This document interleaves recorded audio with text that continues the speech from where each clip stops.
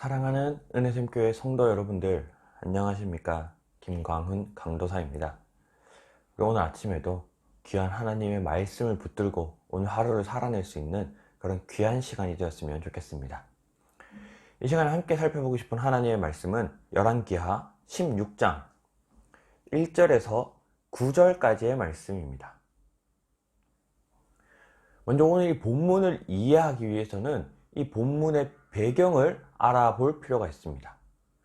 이 본문이 쓰여졌던 당시에 아수르라고 하는 하나의 나라가 급성장하고 있었습니다.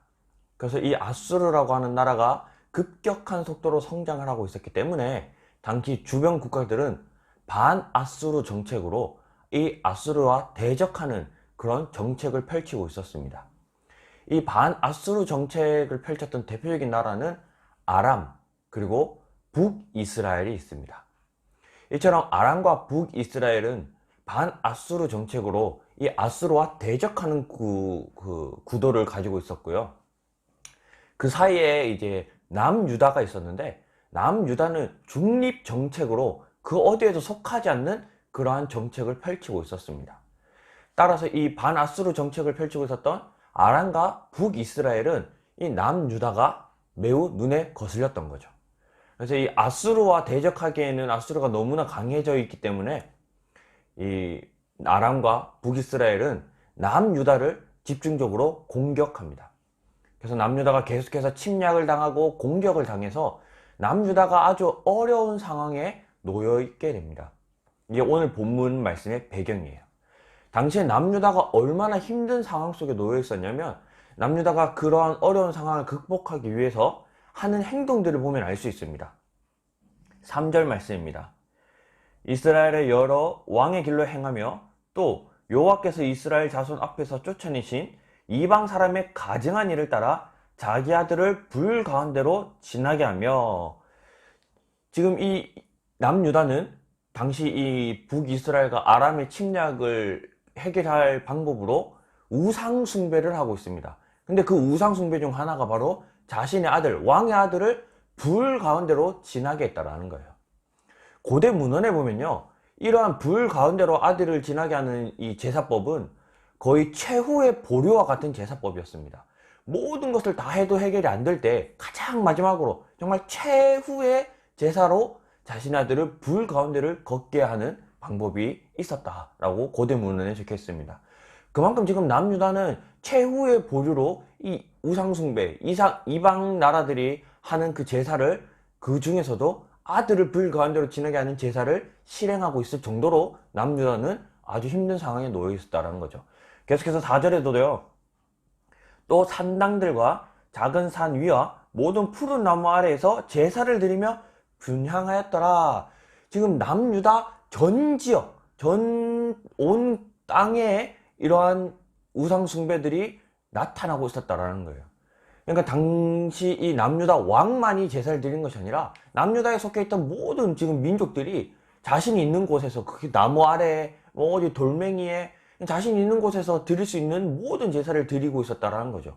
다 우상 숭배를 하고 있었다는 겁니다.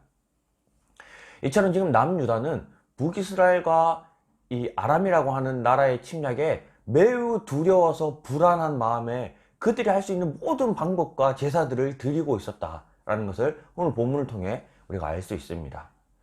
그런데 오늘 본문에는 나오지 않지만 이 당시의 상황을 기록하고 있던 이사야서를 살펴보면 이사야서 7장입니다. 3절에 그때에 여호와께서 이사야에게 이르시되 너와 내 아들 스알야숲은 민못 수도 끝 세탁자의 밭 큰 길에 나가서 아하스를 만나라. 지금 하나님께서 이사야에게 아하스 왕을 만나라 라고 명령하고 있습니다. 그리고 계속해서요, 그에게 이르기를 너는 삼가며 조용하라. 르신과 아람 그리고 르말리아의 아들이 심히 노할지라도 이들은 연기나는 두 부지깽이 그루터기에 불과하니 두려워하지 말며 낙심하지 말라. 주 여호와의 말씀이 그 일은 서지 못하며 이루어지지 못하리라 라고 하나님께서 이사야를 통해서 아하스 왕, 이 남유다의 아하스 왕에게 말씀하셨다는 거예요. 당시 아람과 북이스라엘이 쳐들어올지라도 그 일은 성공하지 못한다. 그들은 그냥 연기만 나는 부지깽이 그루터기에 불과하다. 그러니까 두려워하지 마라 라고 하나님께서 이사야 선지자를 통해 남유다 왕 아하스에게 말씀하셨습니다.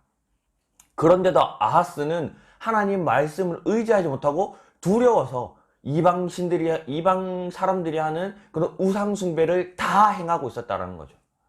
이처럼 우리가 두려움을 가진 이유, 우리가 불안해하는 이유는 하나님 말씀을 의지하지 못할 때 나타나는 하나의 증상입니다.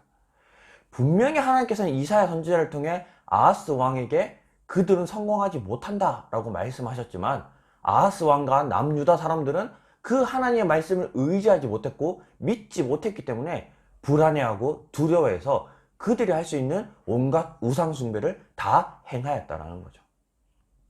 우리도 마찬가지입니다. 하나님을 의지하지 않고 하나님 말씀을 붙들지 못한다면 우리는 이 남유다의 모습과 똑같은 삶을 살 수밖에 없습니다. 불안해하니까, 우리가 지금 당장 미래가 걱정이 되니까, 오늘날 사람들이 많이 하는 게 뭐예요? 뭐 어디 투자를 한다거나, 뭐 어디 뭐 과하게 무리해서 빚을 내서 뭔가 우리의 노후를 준비하려 한다거나, 다 그런 것들이 불안함 속에서 나타나는 행동이고 우리의 모습이지 않습니까? 이처럼 우리가 하나님을 의지하지 않고 하나님 말씀을 붙들지 않을 때는 남유다, 특히 아하스 왕과 같이 불안함으로 세상 사람들이 하는 그런 행동들을 다 따라하는 그런 모습이 나타날 수 있다는 겁니다. 그런데 오늘 5절 말씀 보십시오. 이때 아람의 왕 르신과 이스라엘의 왕 르말라의 아들 베가가 예루살렘에 올라와서 싸우려 하여 아하스를 에워쌌으나, 이제 아람과 이스라엘 왕 북이스라엘이 이 아하스 왕 남유다를 이제 멸망시키기 위해 쳐들어왔습니다. 그런데 그 결과가 어떻게 됩니까? 능히 이기지 못하니라. 아하스를 에워쌌으나 능히 이기지 못하니라. 아람과 북이스라엘 연합군이 남유다를 침략했지만 남유다를 이기지 못했다는 거예요. 능히 이기지 못했다는 겁니다. 그 이유는 뭐예요? 아까 하나님께서 이 이사야 선지자를 통해서 말씀하셨던 것처럼 그들이 하는 행동을 성공하지 못한다. 그 말씀이 성취되었다는 거예요. 남유다는 하나님 말씀을 의지하지 못하고 우상 숭배하고 이방 사람들이 하는 행동을 따라했지만, 그럼에도 하나님은 하나님의 말씀을 신실하게, 성실하게 이루어주고 계시다는 겁니다. 이처럼 우리가 하나님 말씀을 굳게 의지할 수 있는 그런 하루가 되었으면 좋겠습니다. 하나님 말씀을 의지하지 못하면 우리는 늘 불안함과 늘 두려움 속에서 살아갈 수밖에 없어요. 이처럼 하나님은 우리의 행동과는 상관없이 하나님의 말씀을 이루어 가시고 성취해 가십니다. 그런데도 이 아하스 왕의 행동은 어떤지 계속해서 살펴보겠습니다. 7절입니다. 아하스가 아수르 왕 드글랏 빌레셀에게 사자를 보내 이르되, 나는 왕의 신복이요 왕의 아들이라. 이제 아람 왕과 이스라엘 왕이 나를 친히 청하건대 올라와서 그 손에서 나를 구원하소서 하고, 하나님께서 남유다를 지켜주셨음에도 불구하고 이 남유다 왕 아하스는 결국 친아수르 정책을 선택하게 됩니다.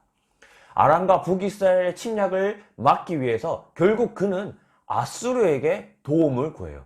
그래서 7절 끝에 보면요, 청하건대 올라와 그 손에서 나를 구원하소서 하고 아수르 왕에게 구원할 것을 부탁합니다. 이러한 고백은 하나님께 드려져야 할 고백이었습니다. 근데 이 아하스 왕은 하나님이 아닌 아수르에게 가서 자신을 구원해 줄 것을 요청합니다. 근데 그 결과를 보면 9절에요. 아수르 왕이 그 청을 듣고 곧 올라와서 다메섹을 쳐서 점령하여 그 백성을 사로잡아 기르로 옮기고 또 르신을 죽였더라. 이 아하스 왕이 아수르에게 가서 부탁을 하니까 아수르 왕이 결국 르신 왕을 죽이게 됩니다. 그들을 다 무찔러 버리게 되는 겁니다. 당장 눈앞에 보면 아하스의 이 친아수르 정책이 성공한 듯 보입니다. 왜냐하면 자신의 요구를 아수르 왕은 해결해 주었기 때문이에요. 근데 하나님은 어떻습니까? 하나님은 우리의 요구대로 일하시는 것이 아니라 하나님의 뜻을 따라 일하십니다. 하나님의 말씀대로 일하신다라는 거예요. 그래서 우리가 보기에는 내 뜻대로 일이 이루어지지 않아서 답답해 보일 수 있지만, 그럼에도 하나님은 성실하게 하나님의 말씀을 지켜가시지만, 반대로 우리가 하나님의 말씀을 의지하지 못하고 결국 세상 아수르를 의지하면 아수르는 당장에 내 해결을 들어주는 것 같지만 결국 남유다는 아수르에 의해서 멸망하게 됩니다. 아수르가 남유다를 지켜주는 것처럼 이 르신 왕을 무찔렀지만 결국 뒤에 보면요, 남유다는 아수르에 의해서 멸망합니다.